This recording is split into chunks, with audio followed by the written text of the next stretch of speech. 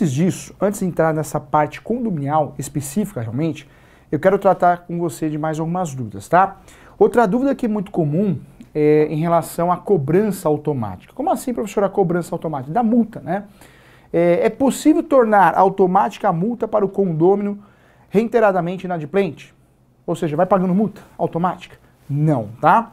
Segundo a jurisprudência, não pode existir uma cobrança automática. A multa ocorre com a falta de pagamento, né? Mas não uma multa automática. Multa automática seria porque o sujeito ele não vai pagar mesmo, já está inadimplente. Vamos fazendo uma multa automática. Isso não pode ocorrer. Tem que ser boleto por boleto, situação por situação, tá bom? Por isso, muitas vezes, a ação, sim, uma ação judicial, vai comportar a totalidade de débitos, o valor total que o condômino deve. Mas eu não posso cobrar de uma forma genérica, né?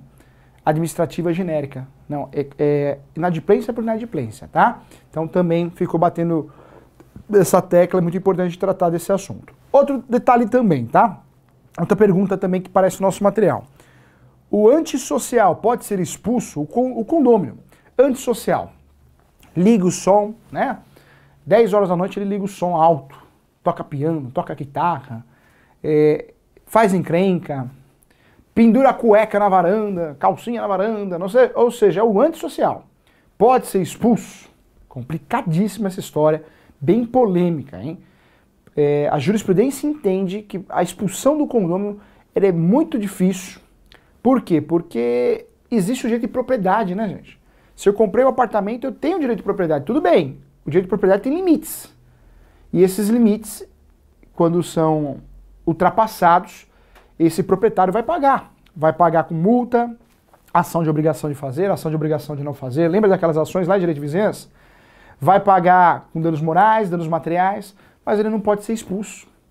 Ou seja, o pentelho vai ficar lá no condomínio, vai arcar com multa, vai arcar com danos morais, com danos materiais, cada hora vai pagar uma coisa. Tanta encrenca que ele arruma. Né? Até processo criminal pode ocorrer em caso de agressão, entre outras situações. Mas fato que ele não vai ser expulso. Então, qualquer medida que você acha, vou conseguir expulsar o condômino, o antissocial, não vai conseguir, tá, gente? A jurisprudência entende que não. Na verdade, expulso não. Ele vai pagar multa. Multa do próprio condomínio, multa judicial, né, por ações de direito de vizinhança, vai pagar dano moral, vai pagar dano material, mas expulso ele não vai ser. Então tá aqui, ó, não. O artigo 1337, parágrafo único do novo Código Civil, estabelece que deverá ser aplicada a multa pecuniária e sanções administrativas condominiais. Em caso de processos judiciais, as devidas condenações, mas jamais a exclusão do condômino antissocial, pois encontra um óbice ao direito de propriedade, que é previsto, inclusive, na Constituição Federal, artigo 5º, lá no inciso 12 e no inciso 23, né, da Constituição Federal. Ou seja, não, né, gente? Não vai, de fato, não vai ocorrer. Não vai ocorrer a expulsão. Então, porque tem um boato, né? Tem um boato, olha, o senhor se comporta, senão eu vou tirar o senhor daqui, viu? Vou expulsá-lo. Não vai ser expulso, né, gente? Não tem isso, não tem... Tem até uma proteção dentro do artigo 1337, que é dentro dos artigos que vão tratar da relação condominial, que vai proteger, é direito de propriedade. Então, é importante a gente bater um papo sobre isso também, tá? Vamos lá, mais uma dúvida importante aqui. É possível que o número de apartamento do condomínio inadimplente seja colocado no demonstrativo financeiro do condomínio? Sim. Também outro boato, hein? Olha, não pode, viu? Eu estou devendo, mas ninguém pode me expor. Cuidado. Claro que não pode expor, de colocar numa, sei lá, numa televisão, né? Piscando, olha, os condôminos inadimplentes. Não, isso não. Mas dentro do demonstrativo, sim. Sabe por quê? Transparência, né? Se o condômino está pagando um condomínio maior, em virtude de muitos condôminos que não pagam condomínio, não é verdade? Eu preciso ficar sabendo. Então aquele demonstrativo de pagamento que você recebe, você que mora em apartamento, seu cliente, que normalmente é colocado embaixo da porta, né? O demonstrativo do condomínio, as despesas, vai aparecer lá. Inadimplência, valor tal, apartamento tal. Inadimplência, valor tal, apartamento tal. E isso não é ilegal. Não pode o condômino falar, vou ingressar com uma ação dano moral. Se ingressar, é direito de petição, mas vai perder a ação. Porque isso não é um ato abusivo do síndico ou do condomínio. Então pode sim, e deve ainda aparecer os condôminos inadimplentes dentro do demonstrativo de pagamento do condomínio. Você sabe o que eu estou falando, né? O professor está falando do boleto. Normalmente o síndico, ou a administradora, muitos condomínios trabalham com a administradora manda lá aquele papel timbrado, boleto. Junto com o boleto tem um demonstrativo de pagamento. O que é esse demonstrativo de pagamento? Os valores, né, que estão sendo pagos no condomínio. E nesse boleto, ou nesse demonstrativo, tem condomínio, normalmente é o boleto já com demonstrativo, alguns condomínios trabalham com esse documento, o boleto e o demonstrativo separado, depende muito de cada região, cada costume, mas esse demonstrativo de pagamento, para falar o que você está pagando em relação ao condomínio, pode aparecer sim o condomínio inadimplente. Os condôminos inadimplentes, os apartamentos inadimplentes. Não tem nada de abusivo ou ilegal, tá? Então pode sim, tá bom? Então não tem nada de ilegal. Pode aparecer sim, ok? Então tá aqui, ó. Sim, desde que a informação fique restrita aos condôminos. Ou seja, essa folha, esse demonstrativo, ele fica restrito aos condôminos, né, gente? Só os condôminos podem saber, não pode divulgar isso para terceiros. Aí é onde dá dor de cabeça, é aí onde nós tivemos algumas condenações por aí. Então eu sou síndico, pego isso e levo em algum lugar, sou meio fofoqueiro, sabe? Eu levo e falo, olha só, não vende nada para esse cara, vou deixar com você, ele tá devendo. Se provar um ato desse, aí caberia danos morais. Mas a inclusão dessas informações dentro do demonstrativo é perfeitamente possível, tá bom? Então, se liga nisso, vale a pena lembrar. Então, também é importante. Depois, vamos lá, mais uma aqui, ó. Mais uma pergunta importante. O condômino deverá, ou melhor, o condômino devedor pode alegar o benefício do bem de família em seu favor numa ação de cobrança promovida pelo condomínio? Essa já é a parte processual, hein? E aí? Pode ou não pode? Não pode. Não pode. Na verdade, se pudesse alegar, né, gente, ficaria muito fácil, né? O condômino não paga, eu sou inadimplente, fala, ó, é o único bem que eu tenho, bem de família, não vou pagar nada não. Cuidado com essa tese, hein? Essa tese bem de família, para quem não lembra, é uma tese utilizada pelo devedor. O devedor que tem um único bem, e pode ser casado, pode ser juntado, pode morar ele o cachorro, continua sendo bem de família, é o único bem que a pessoa tem, precisa ter uma família, né? Só que esse bem de família, que já no passado tinha uma proteção maior, ele está sumindo, hein? Na minha opinião, não vai durar mais 5 anos, hein? O bem de família está deixando de existir cada vez mais. Se você pegar um exemplo, a aposentadoria, ela era impenhorável. O salário do servidor era totalmente impenhorável. Isso mudou, né, gente? Isso mudou. O professor tem pessoas aqui no escritório, réus, devedores, que pagam judicialmente, uma decisão judicial, 30% do seu rendimento. Ou seja, já desconta da aposentadoria 30%. Já desconta do servidor público, do salário, da remuneração dele, 30%. Desconta, o RH é obrigado a repassar em um depósito judicial automático. Por quê? Porque deixou de ser impenhorável. Então o salário do servidor, a aposentadoria, foi impenhorável. Hoje não é mais. Hoje até 30%, se tiver uma ação judicial, você vai receber, mês a mês. Nós tivemos um caso aqui interessante de uma moça que bateu no carro do nosso cliente e fugiu. Só que esse cliente nosso tirou a foto da placa. Fizemos uma ação contra réu desconhecido em local incerto não sabido e pedimos para o oficial Detran. O Detran mandou, via ofício, os dados do proprietário do veículo. Aí nós emendamos a inicial e conseguimos, né, ganhar a ação, a sentença foi procedente e ela pagou 30%, descontado nos seus honorários, né, nos seus salários como servidora, 30% até quitar o valor da dívida dos danos materiais. E quitou. E aí o que acontecia? Na verdade, o meu cliente não conseguia sacar essa guia, transferir essa guia mês a mês.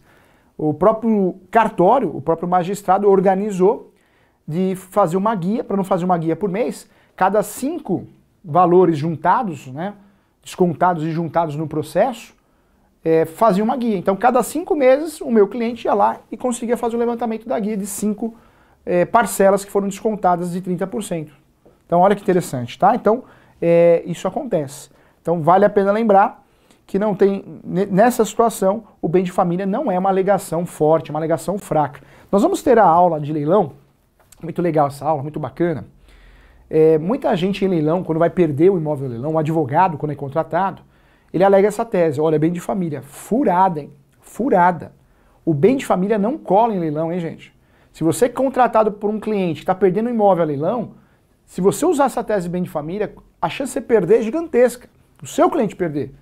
Nós temos várias outras teses que nós vamos estudar na aula específica. Várias outras teses. A defasagem do valor de avaliação, a falta de intimação, notificação. Várias teses boas. Mas o bem de família não cola, né, gente? Não cola. É uma tese de risco.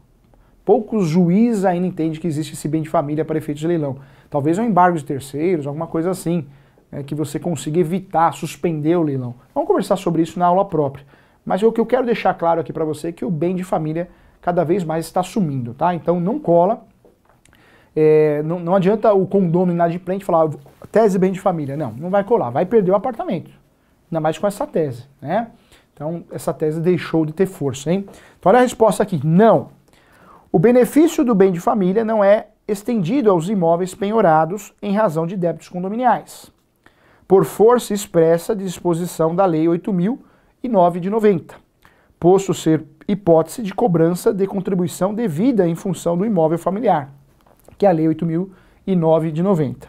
Artigo 3º.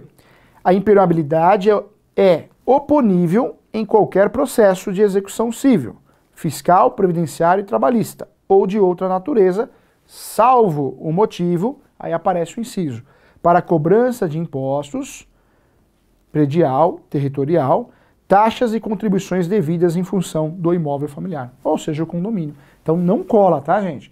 Não é nem questão de entendimento doutrinário e jurisprudencial, está na lei. Ação de cobrança ou ação de execução de débitos condominiais, o devedor não pode usar em sua defesa o bem de família. Se usar, é um tiro no pé. A própria lei fala que não pode usar, que não cabe para ele, tá? Então fique atento em relação a isso. Outro detalhe, voltando aqui nesse assunto do demonstrativo. Nós já conversamos que o demonstrativo de despesas condominiais, então pode aparecer o devedor, o apartamento do devedor, tá? E aí tem uma discussão do site, porque nós temos o demonstrativo impresso, não é isso? Que normalmente é entregue embaixo da porta, ou fica na caixinha lá dos condôminos. Então isso já está pacificado que pode incluir a informação do condomínio inadimplente, para os condôminos, não para terceiro. Para terceiro dá dano moral. E aí a discussão, né, que eu não poderia deixar de falar sobre isso, é sobre o site. Se pode o site da administradora, o site de um condomínio, tem condomínio que tem site, se pode constar essas informações. Pode ou não pode, professor? Você já sabe que no demonstrativo pode, e no site? Então tem que tomar muito cuidado, tá? Se for um site para uma segunda via desse demonstrativo de pagamento, pode. Mas não pode ser um site criado especificamente para isso. Então vamos dizer, o síndico, mal orientado pelo advogado, tem uma ideia de gênio, né?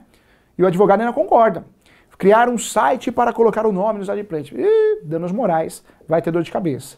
Porque no demonstrativo de pagamento pode aparecer, inclusive uma segunda, terceira via, claro, quarta via, quinta via, mas não um site específico. Então cuidado com isso, hein? Site do condomínio da administradora, não pode. Cabe dizer que os condôminos pontuais têm acesso à informação, tá até aqui, ó. Tem o direito à informação de quem está devendo. Os condôminos internos, né, os condôminos, não os terceiros de fora. Então esse site aí poderia causar danos morais, sim, com facilidade. Então, fria, tá? Voltei nesse assunto que eu falei, deixa eu falar isso também, isso é um assunto importante e pertinente. Vamos lá. Outra situação importante, hein? Professor Júlio, o condômino aposentado tem o direito de pagar o rateio mensal em data diferente dos demais condôminos? Outra ideia de jirico, né, gente? Por isso eu falo, o síndico mal preparado, que não tem você para dar um assessoramento jurídico para ele entra numa fria, mas não precisa muito, hein? Em 2 meses ele já fez umas três besteiras, né? Que podem impactar em ações e responsabilidades civis. É verdade. Uma besteira que é feita por alguns síndicos, por falta de conhecimento, falta de experiência e falta de ter um bom advogado ao seu lado, é sim desconto, por qualquer motivo.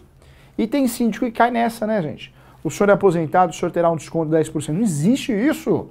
Condomínio, eu estou lidando com o dinheiro dos outros, né, dos condôminos. Eu não sou comerciante para dar desconto, quem dá desconto é comerciante, é empresário, ok? Então não pode, tá, gente? Então olha aqui, ó. Não.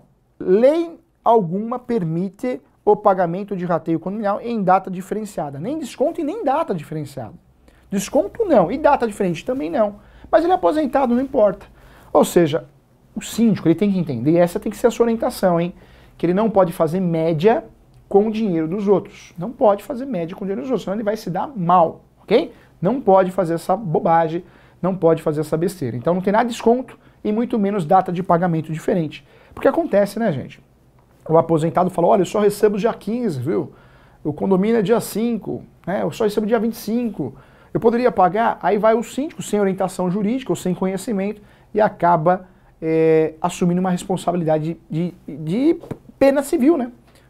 Perdas e danos, porque ele não pode fazer isso, tá? Então cuidado, não tem nada de data diferente, é tudo igual para todo mundo, sendo aposentado, sendo servidor, sendo o que for, tá bom? Então cuidado com isso. Vamos lá, mais uma dúvida importante aqui também. Outro detalhe, também para servidor, hein, gente? Também para servidor. A data é diferente para os aposentados? Não pode, mas para o servidor pode, o magistrado, o servidor do judiciário, do executivo. Não existe isso, não existe. A data de pagamento do condomínio é igual para todos, ok? Não pode ter alteração, datas diferentes para grupo de pessoas diferentes. Não pode existir isso, tá? Princípio da igualdade, inclusive. Vamos lá, 19. Titulares de lotes em loteamentos fechados são obrigados a contribuir com o rateio das despesas comuns? Você entendeu a pergunta? Titulares de lotes em loteamentos fechados são obrigados a contribuir com o rateio das despesas comuns? Sim, são obrigados. Nós já falamos aqui para não confundir condomínio fechado, lembra disso? Com loteamento fechado. São nomenclaturas diferentes. Você lembra disso, hein? Não confunda. Não posso falar que condomínio fechado e loteamento fechado é a mesma coisa. Não é, tá? A resposta aqui, titulares de lotes em loteamentos fechados, que não é condomínio, são obrigados a contribuir com o rateio de despesas comuns? Sim, são obrigados. São obrigados. Apesar dos loteamentos fechados, tecnicamente, não serem condomínios, desde que realmente existem, ou existam, serviços desempenhados em benefício da comunidade, tais como relativos à segurança, limpeza, entretenimento, haverá obrigatoriedade de contribuição de todos os lotes.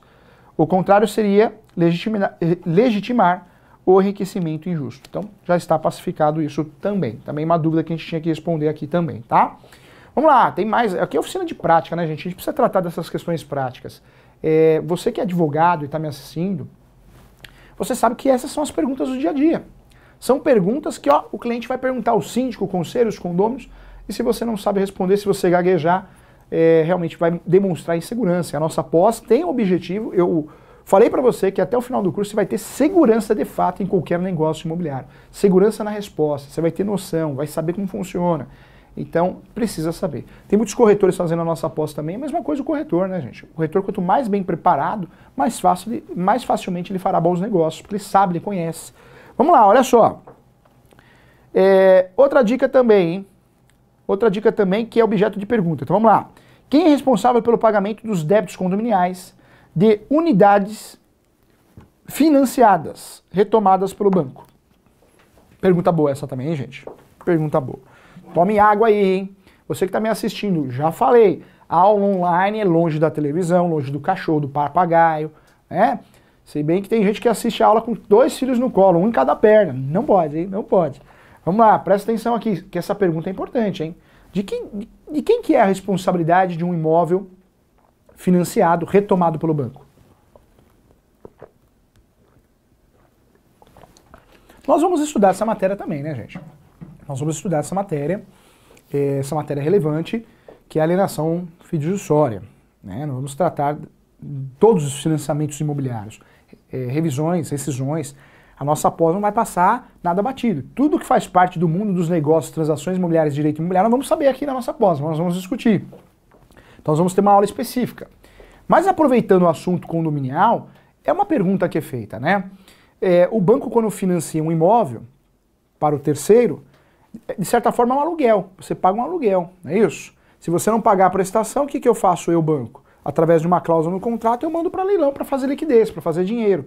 Então, dentro desse raciocínio, é claro que quem vai pagar o condomínio, né, é o proprietário. Né? Então, essa é a regra, esse é o entendimento jurisprudencial. Vamos lá.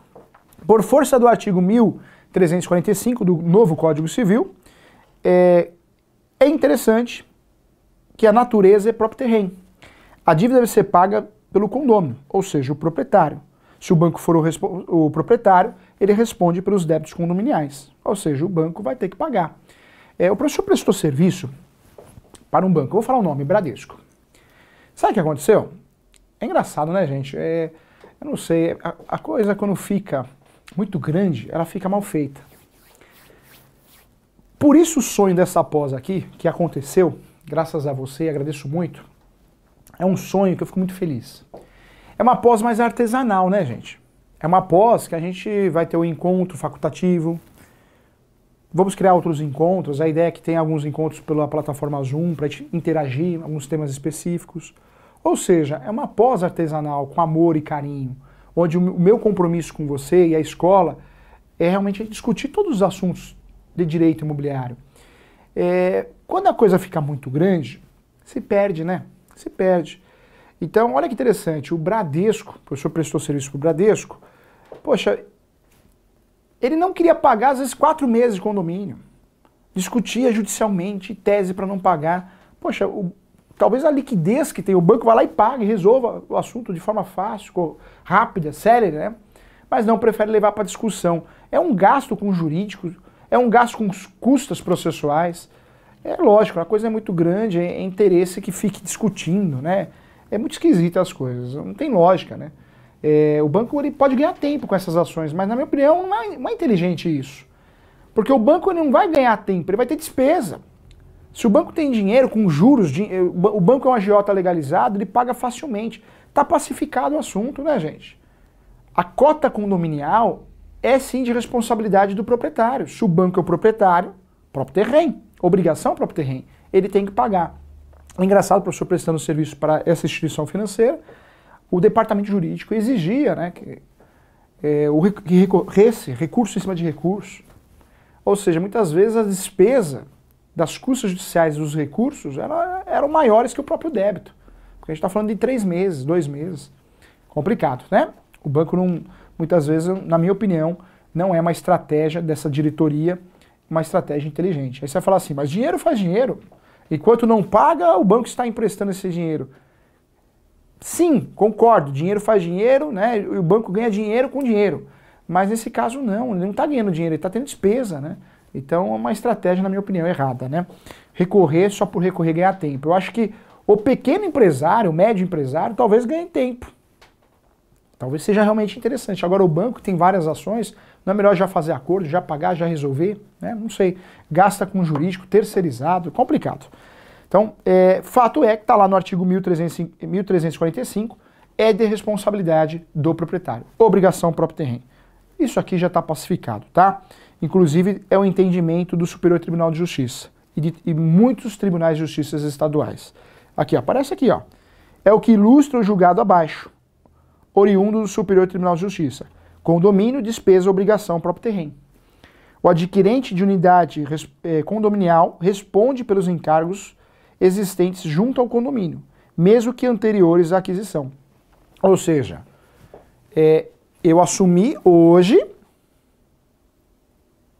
o apartamento, porque você não pagou o financiamento imobiliário, mas você também não pagou o condomínio. Então eu assumo a obrigação daqui para frente, mas os 10 débitos condominiais, 10 condomínios que você não pagou, 11, 20, 30, eu também vou assumir. Esse é o entendimento do judiciário brasileiro, tá bom? Vamos lá, próximo aqui também tem a ver com o processo, hein? Nós estamos tratando das perguntas, nós vamos entrar nas ações. Espera aí para você ver que legal. Mas ainda estamos tratando das perguntas, tratamos no primeiro momento das perguntas materiais e agora das perguntas processuais. São as perguntas que você, advogado que está me assistindo, vão fazer para você e você vai ter a resposta, tá? São perguntas que você vai ter que responder antes de fechar um contrato de assessoria jurídica com o condomínio, com o síndico, né? Então são perguntas que você tem que responder sim. Vamos lá, vamos juntos aqui, olha só. O síndico do condomínio pode impedir que o condomínio inadimplente alugue seu apartamento? Essa é a pergunta. O síndico do condomínio pode impedir que o condômino inadimplente, aquele que não está pagando, alugue seu apartamento? Quero ver se você já pegou a linha de raciocínio já, hein? E daí eu tiro outra pergunta, né? Professor, é verdade que o condômino inadimplente ele não pode votar? Isso é abusivo, não é não. Aí o raciocínio é inverso. Se o condômino está inadimplente, ele pode até sentar a cadeirinha e participar da reunião de condomínio. Ele é condômino, mas ele não vai votar. Ok? Não vai votar. O condômino inadimplente não vota, tá na lei. Então esse papo que é abusivo não é não, tá? Aí é o contrário ao entendimento dessa situação, dessa pergunta aqui. Mas aqui você vai matar. Qual que é a resposta? A resposta é direito de propriedade, né, gente? Direito de propriedade. O direito de propriedade me dá vários direitos. Entre esses direitos, usar, gozar, dispor. Então o síndico não vai se meter no meu direito de propriedade. Então pode o proprietário, mesmo inadimplente, alugar o apartamento. E o síndico não pode proibir de fazer a alocação do apartamento, tá? Essa é a resposta. Direito de propriedade. O síndico e o condomínio que vai cobrar ele judicialmente, através de ação de execução, ação de cobrança, mas não pode proibir de alugar. Então isso é abusivo, tá? Não. Além das penas pecuniárias previstas no 1336 e 1337 do caput do Código Civil, não pode, é proibida a restrição do direito de propriedade do condômino. Não pode, tá? O síndico pode fazer outras coisas, no caso de cobrar judicialmente o condômino inadimplente, mas não pode jamais falar, não pode alugar porque você está devendo, ou eu vou ficar com o aluguel, eu, condomínio, representante do condomínio. Não pode, tá? Tem a ver com direito de propriedade. Próxima pergunta importante, é possível efetuar o pagamento do rateio mensal por meio de depósito na conta do condomínio? Você entendeu a pergunta? É possível efetuar o pagamento do rateio mensal por meio de depósito na conta do condomínio? O rateio mensal. Esse rateio mensal pode ser feito o pagamento por meio de depósito direto na conta do condomínio ou tem que ser feito no boleto? Entendeu a pergunta? As despesas condominiais geram o direito do condomínio receber do condômino. Pode o condômino não pagar o boleto e falar, vou depositar direto na conta do condomínio, deixa comigo, viu? Não gosto de pagar boleto não. É Itaú, vou fazer transferência. Pode fazer isso? E aí, o que você acha? Também é pergunta feita por muitos síndicos aos advogados. Olha como você que é advogado aqui, não vou te deixar em saia justa, né? Ou saia curta. Né? Você não vai ser pego não, que você vai ter as respostas aí. E aí, qual que é a sua resposta, hein? Vamos lá? Para que a mora e seus efeitos sejam evitados, todos os condôminos, ou todos no condomínio, estão obrigados a pagar o rateio das despesas condominiais da forma costumeira, no dia e no modo convencionado. Aqueles que não acatarem a praxe condominial, que usualmente é o pagamento de boleto, você sabe que é boleto, 100%, né, gente? É boleto. 100% é boleto. Poderão até mesmo ter ignorado o depósito, acaso que seja impossível identificar a procedência do pagamento.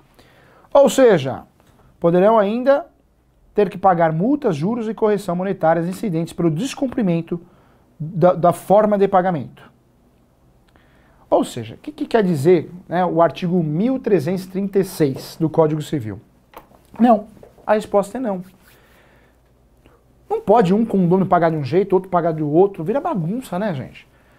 A lei e a jurisprudência, a doutrina é muito clara no sentido, ó, como que foi combinado? É boleto? Então todo mundo paga boleto.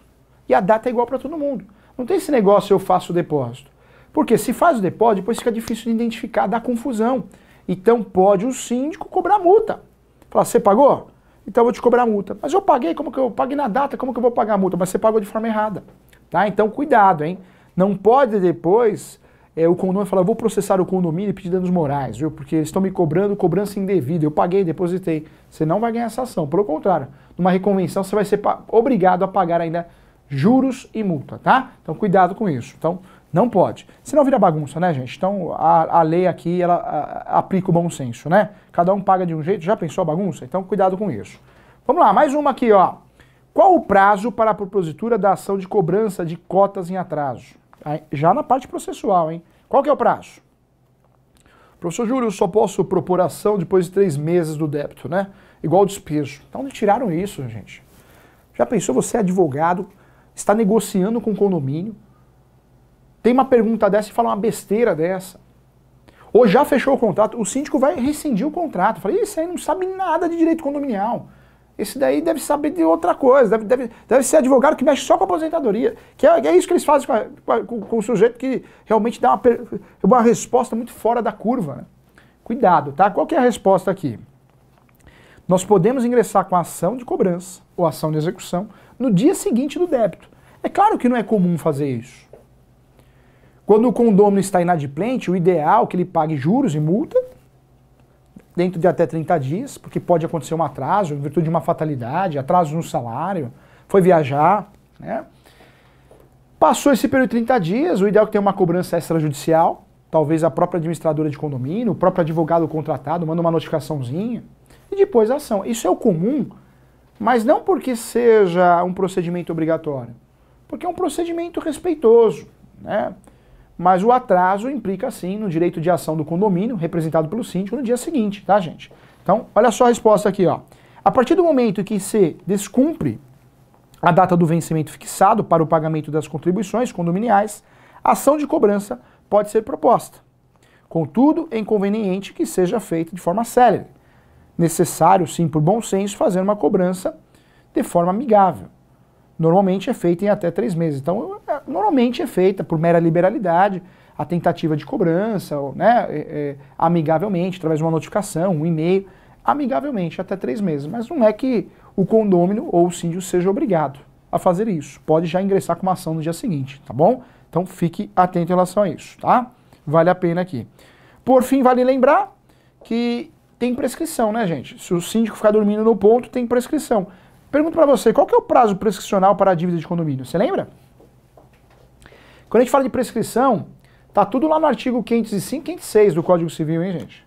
Qual que é o prazo prescricional? Você lembra? Professor, 5 anos. Não. 5 anos. 5 anos eu estou falando de relação de consumo, hein? Aí outro me responde, 2 anos, professor. Não, 2 anos é trabalho. Opa, vai cair o estúdio aqui. 2 anos é trabalhista. 2 anos é trabalhista, né? O trabalhador, o funcionário, quando sai da empresa, ele tem 2 anos para processar a empresa, se não prescreveu. É chamada prescrição bienal e quinquenal que tem lá na trabalhista. Na relação de consumo, 5 anos. Débitos condominiais, a prescrição é de 10 anos, tá? Então vale a pena lembrar que é de 10 anos o prazo prescricional para a cobrança de dívidas contraídas junto ao condomínio, conforme artigo 505 do novo Código Civil, ok? Então, 10 anos, hein, gente? 10 anos. Então, 10 anos para receber.